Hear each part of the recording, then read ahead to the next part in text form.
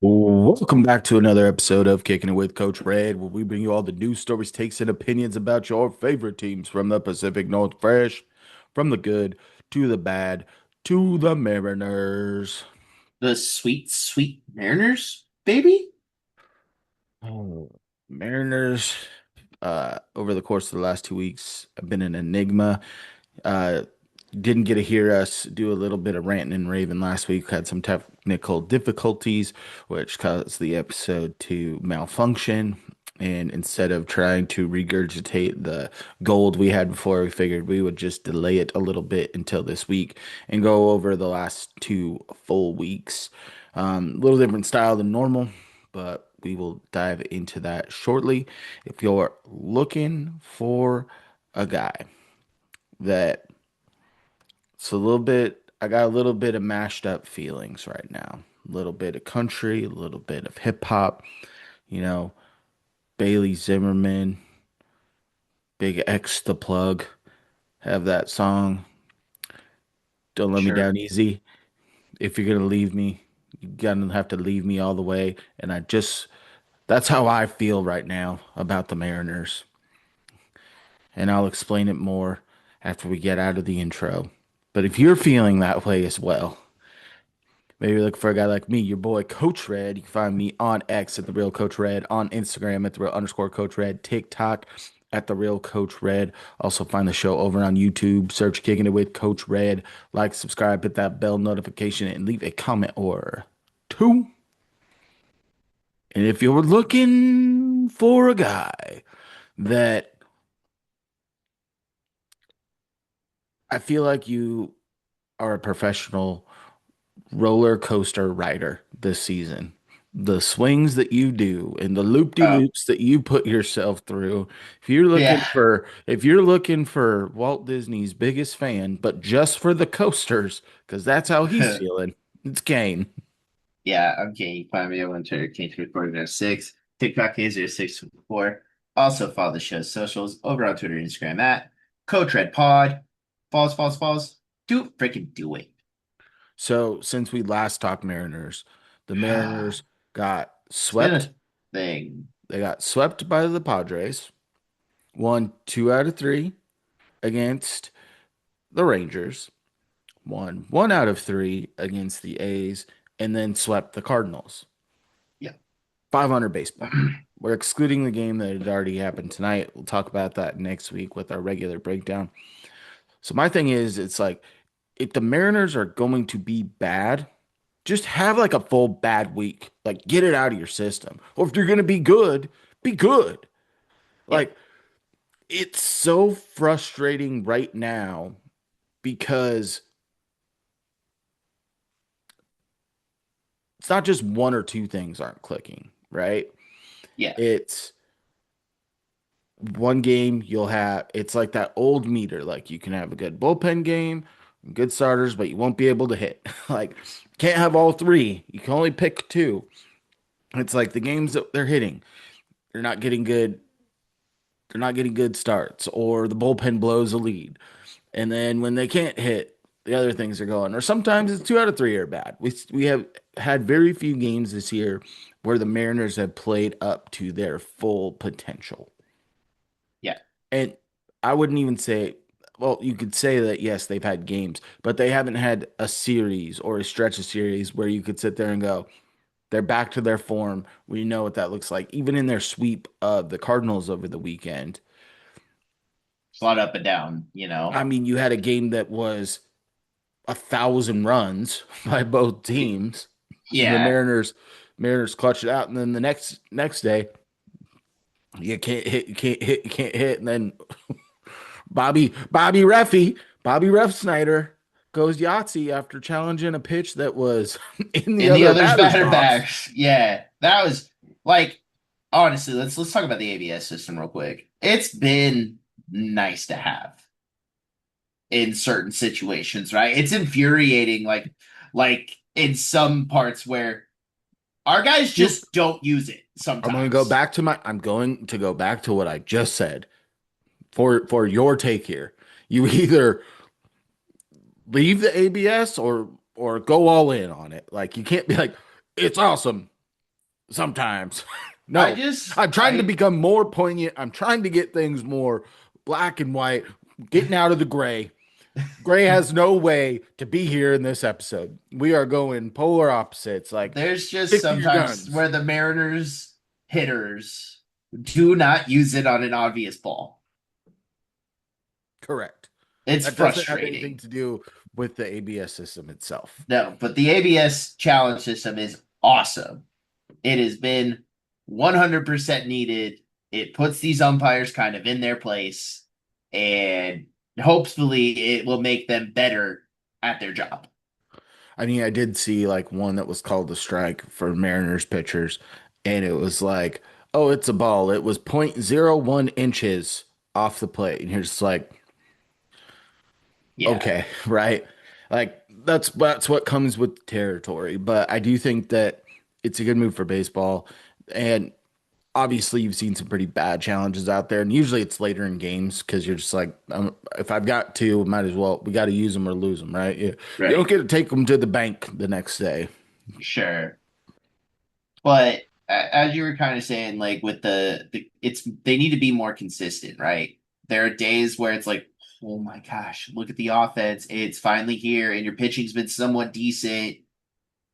And it's like, oh, okay, this is a good Mariners win. But then it's the game against the Padres. You blow a 5-run lead in the ninth inning, and Andres Munoz gives up four of them, right?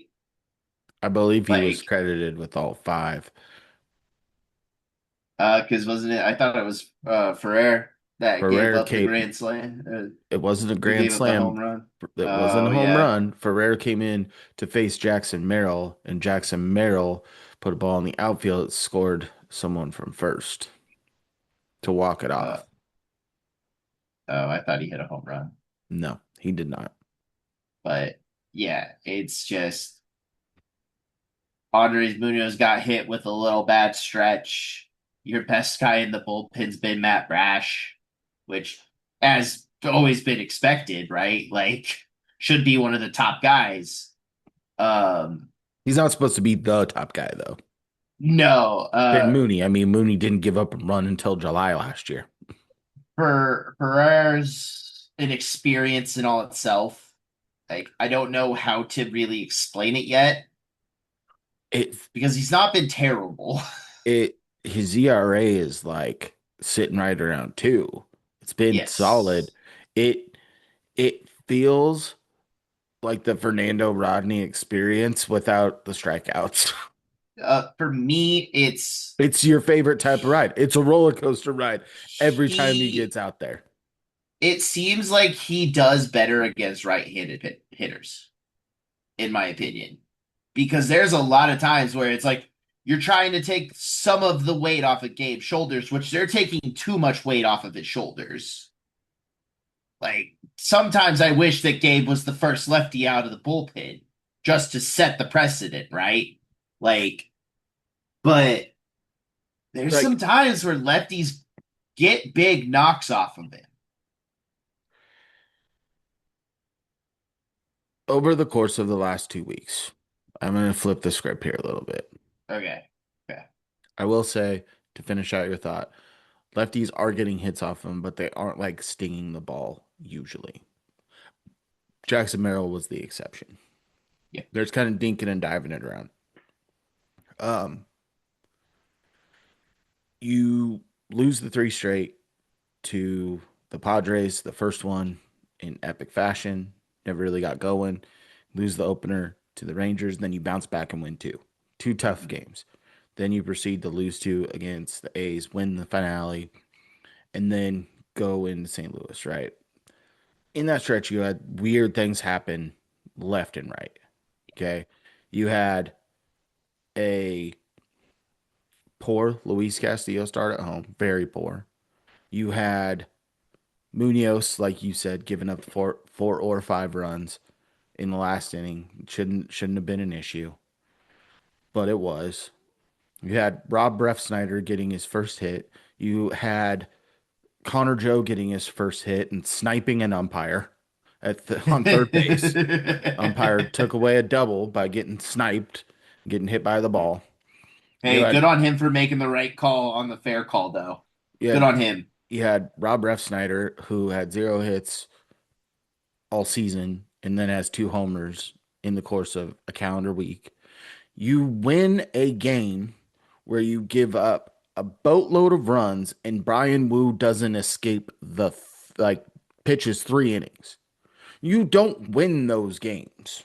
Like just Yes. it's topsy No. turvy, and I don't like it. Like I would much rather because it puts you in that spot, and it's a spot that the Mariners have been in that has got me to a point in years past where you need to take a It's break. like you're Like on the living on the build edge of your up, seat. it was they're making some strides, they're getting more wins, they're in a lot of these games. You're doing it with a cast of characters that shouldn't be being as successful as they are. Yeah. Right now, you've got a good cast around you, and they're not living up to the expectation that we set on them. I think that they set for themselves. And I you've mean seen pockets. it's a good thing though that the rest of the division kind of stinks as well, right? Like in the grand scheme of things, they're all sitting around the same record. Exactly. And that's like saving grace right now. Yeah. All you got to do is put together a good run, and they're in a part of their schedule where they have the ability to do that, right? You've got a series against the Twins right now. You follow that up by going to the Royals, then you go to Sacramento to play the A's before getting back home. And when you look at those starting staffs, you should have the upper hand. When you look at those bullpens, you should have the upper hand. When you look at the cast of characters on offense, you should have the upper hand. This should be a stretch where, especially if you can do well on this early, let's call it an extended road trip, right? Yep. Yep. If you Have a good can roadie. if you can have a good roadie and come out winning 75% of your games through this stretch, you're going to be in a good spot once you come home. And you can build on that. The weather's starting to heat up. You saw the ball flying out of the park like crazy on Saturday, Saturday. right? In St. Louis. Like these guys can really get behind the ball and put it out of the ballpark. And you're seeing good things from guys, especially low in your order. It doesn't help that during this stretch, Brendan Donovan hits the IL.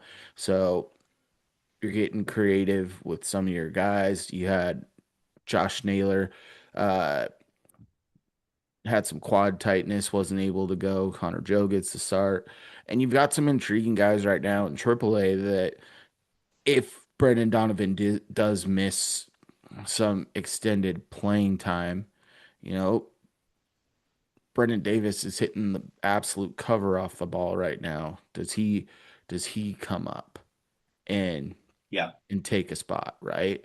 Because I mean, we no, talked he went about on it the over the IL. weekend. I was We gonna talked say about this over the Patrick weekend too. Wisdom went to the IL. I'm trying to think Yes. about who the last guy is that I'm blanking on as a righty bat outside of Connor Joe on the bench.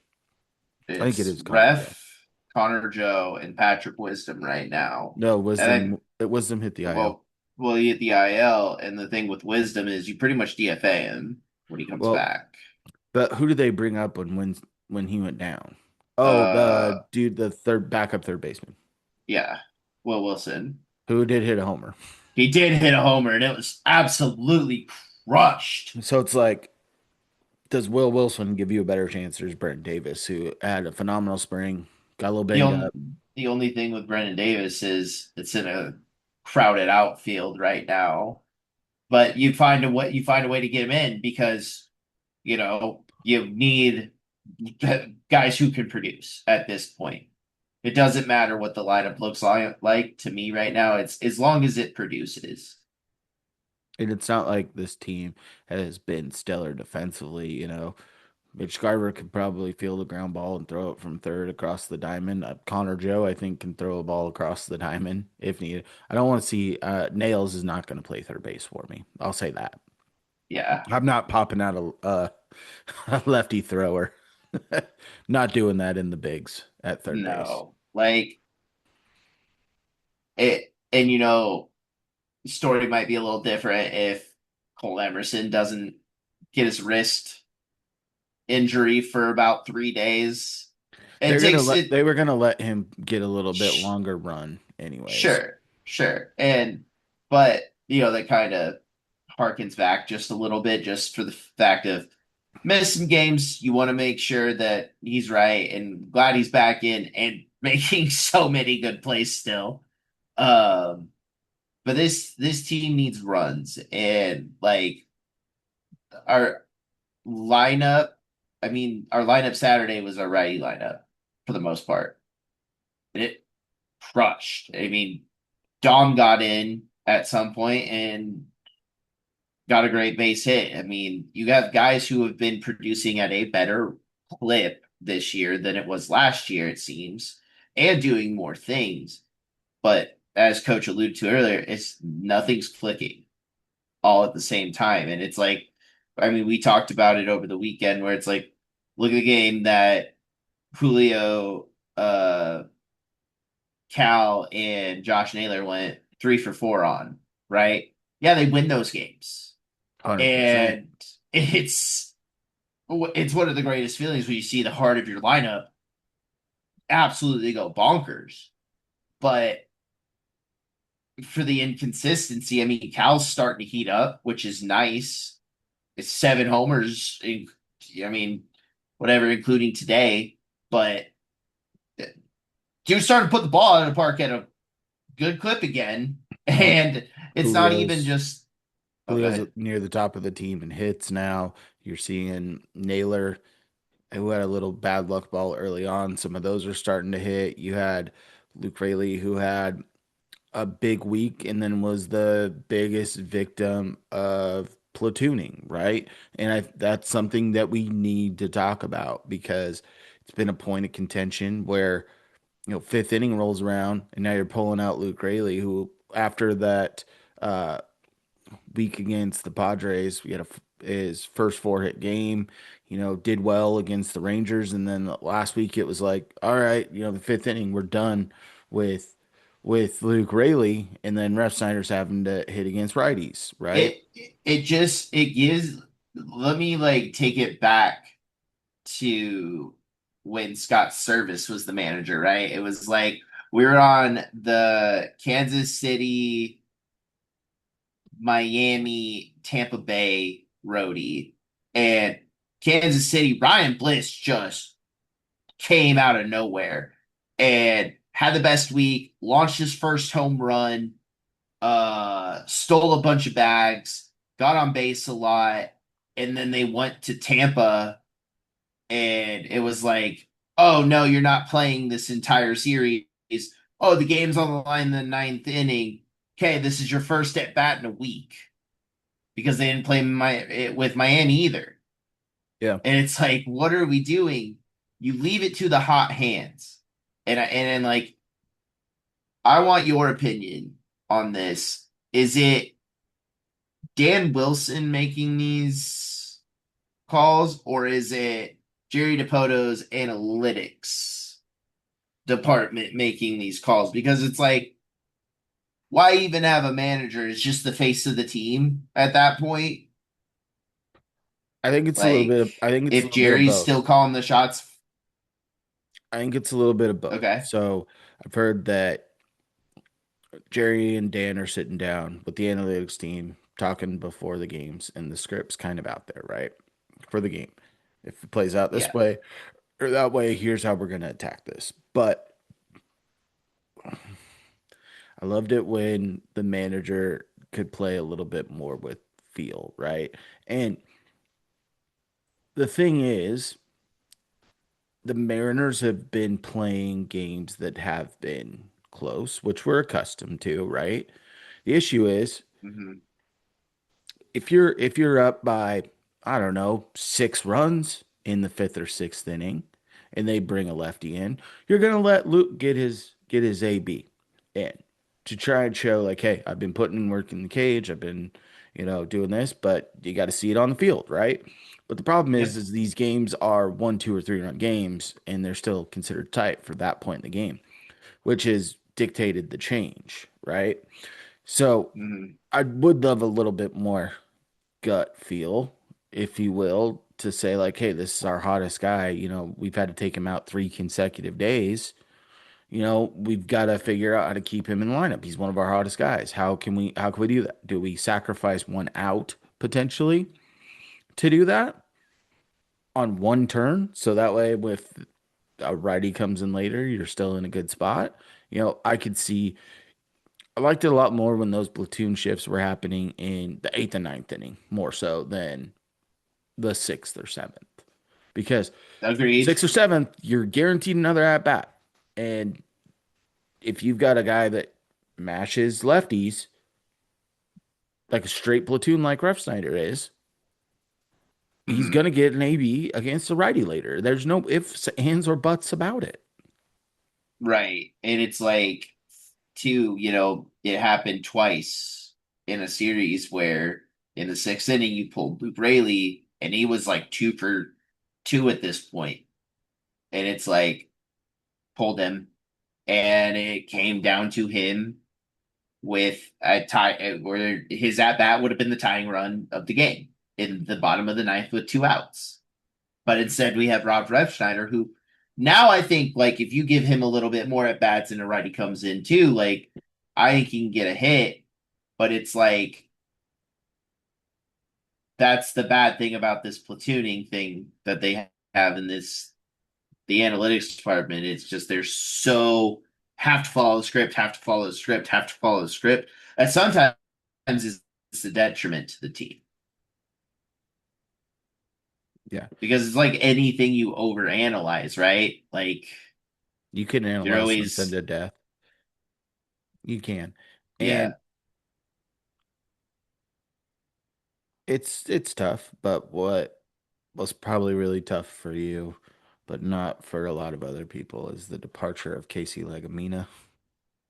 He's gone Oh boy, now. did I jump for joy. Uh, Golly, man. we actually get he ends up getting waiver claimed by the Rays, and we get back one of the pieces we sent for Randy Rosarena back in the Yeah. system. What is it, Ty Cummings? Yep. Yeah. I think he was our 13th ranked prospect when we sent him. I'll take it back. And I'm just Yeah, ready to get to sure. a point where it hurts that some of the key players that you expected, like we talked about it in the episode that didn't end up airing. This was before Brendan Donovan hit the IL. And it was just like, dude, we'd love to have him for a full week. And then he hits the IL. Hmm. You got Victor Robles that's dealing with injuries again. And I don't mind having Leo Rivas on this team. I don't want Leo Rivas playing every day. I don't mind Connor Joe getting a start once a week right now, um, especially with Naylor and dealing with a little bit of quad tightness, but also, having a slower start to the season than we anticipated. And then, Mm. you know, just having one or two of those guys back. And it's like they've called up some of the safer guys. Like Connor Joe's got MLB experience. You got Wilson. And, Wilson was on a top Saturday, prospect that has some MLB experience, right? mm, Leo Rivas has done things for you, but at some point, sooner than later, you got to start taking some swings because it's not going to be. It's the early in the season. It's the beginning of the year forever. Like the cream is going to rise to the top, and you want to be a part of the cream, right? You want to get towards yep. that top, and we've seen this too many times where the season comes down to the last series of the year on whether you're in the playoffs or not. And I think that Julio usually gets hot. This team will really start clicking as they continue to go along. You're hoping that some more health comes back. You're doing this also without Bryce Miller so far this year. Apparently, he's been looking good in his rehab starts. We'll talk about what that looks like, but you should be clicking closer to all cylinders the further and further you go along in this year. But if you waste too Mm. many opportunities early, you could be in that spot where we're sitting there holding our breath for the last weekend of the year and just cursing.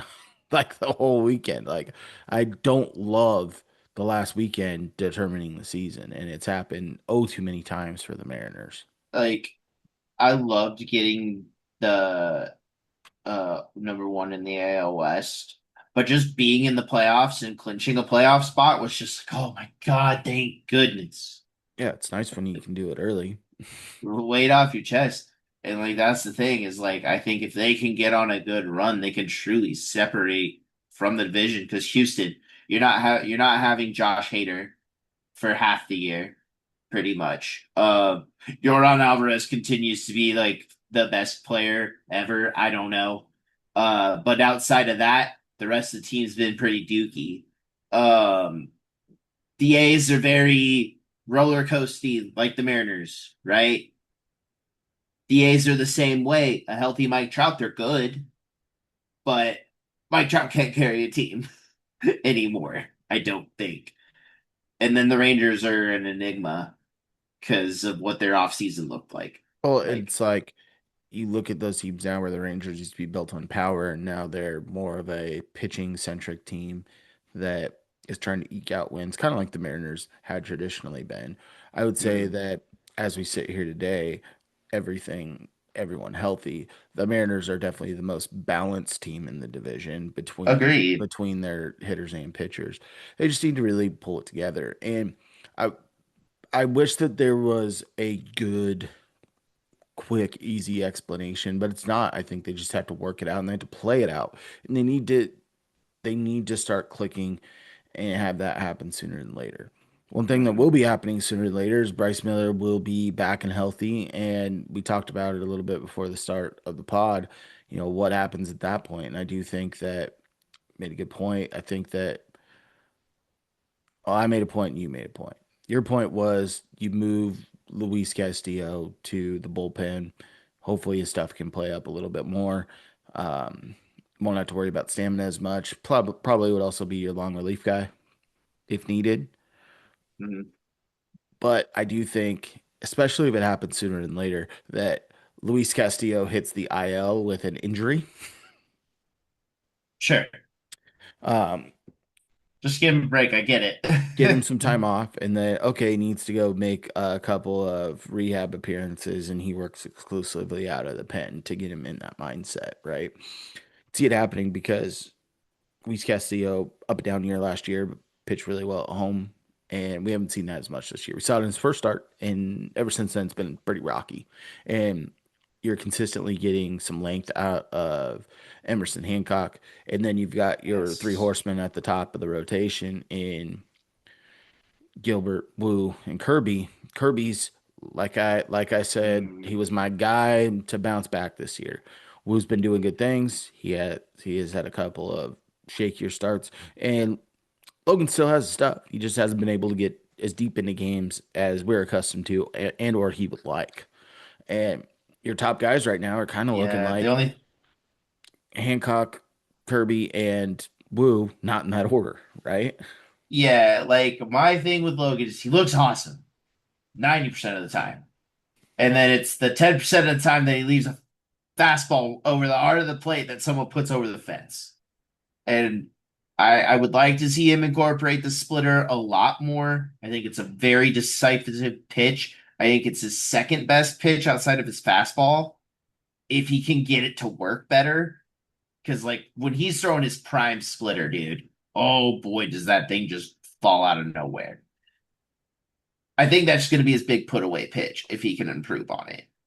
The slider still kind of plays. It's not as pristine as it used to be, but the fastballs have been moving and grooving. Just don't need it down the plate. And that's just been kind of the thing for all the pitchers is they just miss a pitch over the plate and it's what puts runs on the board. Well, do you think we're good being negative Nancy's and somewhat positive, I guess? Should we get to our the meaty and the best part, the picks to click? Are we doing that this week? Ooh, ooh, ooh. Yeah. Yeah. Before we did that, I want to talk about the bullpen just slightly. Okay. Okay. And Yeah. Gabe Spire at the beginning of the year, especially in the WBC and a little bit in spring training, he's kind of dialed it in a little bit more as we've gone along. But first couple bits were a little rocky. Same thing with Mooney. He hasn't been his lights out. Like you said, Brash has been good. Uh, Probably our best reliever on a day in day out They've also basis. used him weird lately. They've switched back to kind of that, like I talked about before, as your pivot guy. You need to get out of this inning. You're gonna call in Matt Brash. Yes. You might use him earlier than you want because you got a big chunk of the lineup, and you're hoping that he could shut that door for an extra inning, and you can go tack a little bit more on. Hmm. But like Bizzardo hasn't been nearly as effective as he's been in Oh, years past. Wilcox he's been very rookie-ish. Good, bad, good, bad, good, bad. Kind of how he's looking out there. Uh, and then Chris Well, you know, it is what it is when he's out there. I'm like, if he has a good outing, I'm great. If he gives up a run, I'm yeah. like, that's okay. That's what I expect out of his spot in the Yeah. bullpen. But Here's one thing I want with this bullpen, real quick. You need a second pivot guy, right? And I don't think they have one. They do in their system, but he's just got to pull his head out of his butt and get all the mental stuff out of his way, and he'll be great again. And that's Troy Taylor. I was I just think, looking up his stats. That's what I wanted to talk about. yeah, I love that we're on the same page on this. I think if Troy Taylor can get himself right and get back onto this squad, you have two good pivot guys on this team because Troy Taylor's stuff when he got called up his rookie year, that stuff played so well. His slider was filthy, and it seemed like every pitch was maximum effort, which I love. So if Troy Taylor can get his stuff right, I'd love for him to be back, probably in Wilcox's spot. Yeah, Troy Taylor, 3.72 ERA so far on the year. He's pitched in 11 games. He's got one hold, two saves, and two save opportunities. He's pitched 9 and 2/3. He's given up 4 runs, one homer. He has walked 7 and struck out 10. So you need to see those walk numbers come down. Yeah, That's for sure. it's a high number. You can see those strikeouts come up, but that's a guy that I thought of. And you also, as much as it pains me to say, like we're missing Carlos Vargas on this team right now. Yeah, You you are are. missing Carlos Vargas. Like I wrote his, him a letter. I was like a pen pal, and he's been away for too long. I wrote him a nice letter. That's how would much I miss you him. would you say he's a pivot guy or no? No, I think he's more of a gutty type guy. He's not a I can come in any situation and shut it down. Where we saw Troy Taylor do that in his rookie year. We've seen Gabe Spire be able to do that from the left side. But Mhm, and we've seen Bizarro do it last year. I think Bizarro was another good pivot guy for you last year, but he hasn't mhm. been as effective as he was last year Right, so far. right, right. Okay. And I think if the bullpen early on, they were phenomenal. They've had a rough couple of weeks, but it's easy enough to turn that around and lock it back down. And if you get to that point, you're in a good spot again, right? And you just need the Hmm. bats to heat up at that point. There's a little hair somewhere on my person. I can just see it in the corner of my Okay. peripherals. It's really pissing me off. Well, use those peripherals and lock in on who you think is going to be your pick to click this week. Uh, who mine is going to be this week? Okay, we're not going to go talk about the previous. Are we doing a wash on it? Okay. Probably. You had Luke Rayleigh and I had Julio. Luke Rayleigh had a phenomenal week, and I would say that Julio had a better second week comparative to Luke, due to Sure. opportunities. And then on the pitching side, uh, you had Brian Wu, who Yeah. had a good win against the Rangers, and one of his first starts against Yeah. the Cardinals. And then you've Cardinals. had Yeah. George Kirby, who's was good both starts. So if we want to talk about it, I think I win that one, which brings us back to like even on the year. All right. All right. My pick to click this week is bound to happen. Y'all knew it was going to happen. The prophecy was foretold to me to choose the one, the only Cal Raleigh, big thumper.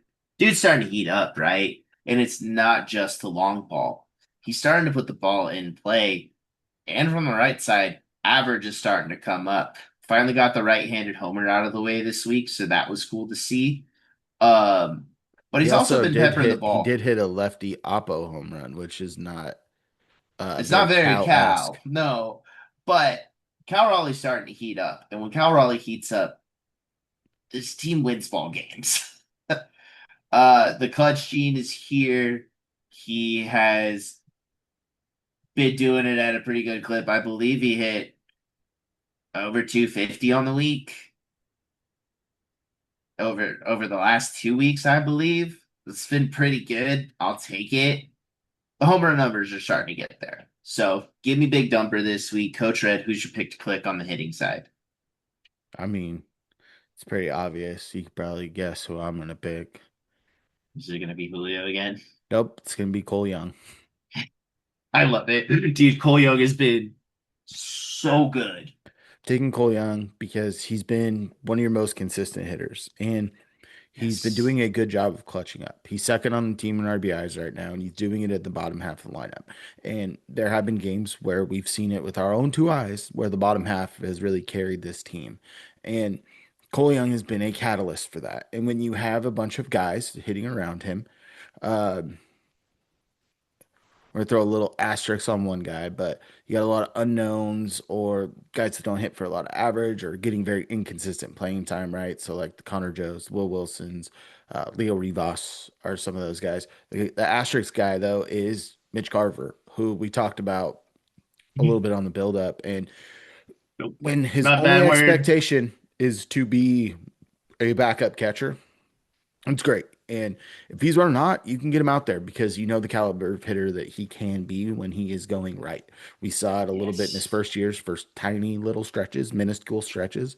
We saw it on the Rangers World Series run, right?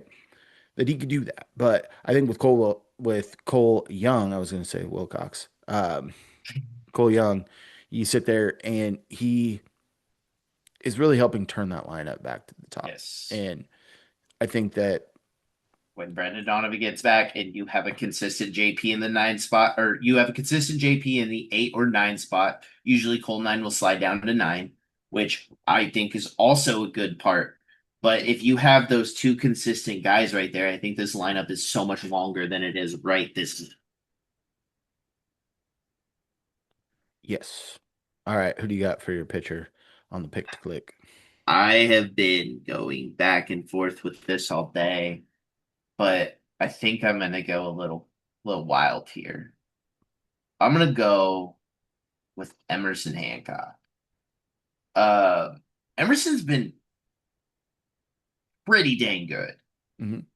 I believe the most he's given up is 3 runs on a start, and he's I think he had one that was consistent. I think he did have like a five runner. Okay, okay. Well, regardless, he's still getting through five, and he's striking dudes out at a pretty decent clip, to be real. The sweeper has been his best addition, and Cal having him throw it more has been very beneficial for him because you're getting lots of swings and misses on it. And that's the big thing. And his fastball's been having pretty good play for me. So give me Emerson Hancock this week. I expect him to keep continuing what he's doing. It's like that, like Brian Wood, right? Last year through like 17 games of 16 or 6 innings or something. Hmm. It's like Emerson's had 5 throughout every start this year. He's even got through 6 a couple of times. Hmm. So give me Emerson Hancock. He's pitched well at home and on the road. So I'll take it. Coach Red, who do you got for the pitching side? I was thinking of going with either Woo or Kirby this week, but I'm not going to go with either.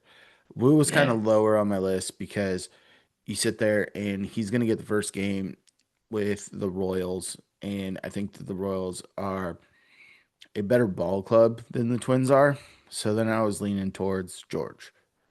George still playing around the strike zone pretty heavy, and this Twins team is very power heavy, and Mhm. they don't hit for a ton of average right now, but they can really mash the ball out of the ballpark a little bit when they're right. So I'm gonna go with the guy who I think can stymie that because he's had a little bit more swing and miss throughout the entirety of his career. It's Logan Gilbert. I think this is going to It's be a a good get pick. right start. He's going to have the night game. That's kind of the other reason why I shied away from Kirby too, is a day game, early day Yep. game. Uh, What, 10 o'clock, I think? sure. But it's earlier because you're in the central time zone, so you throw Hmm. it even earlier than you're used to, and sometimes it can bode well for you and give you that mix up. But Kirby's been running hot lately, so I don't love that for him. And I do think that we see Walter tomorrow night. I think that he comes Walter. out and I think you get some length in the start. I think that the swing and miss will be better. I think that people are going to try and jump on it. You're going to see some weak contact. And I'm going to go bold here. I'm going to say he doesn't give up a home run. And I'm say that he gives up less than two extra base hits. Okay. Let's pray to the baseball gods that we have one time in Minnesota where we're like not questioning about playing a game or not. Like, let's no rain tomorrow. Beautiful day. The rain is what cursed us today. And we're going to pray to the social media gods that you get on yours and follow us.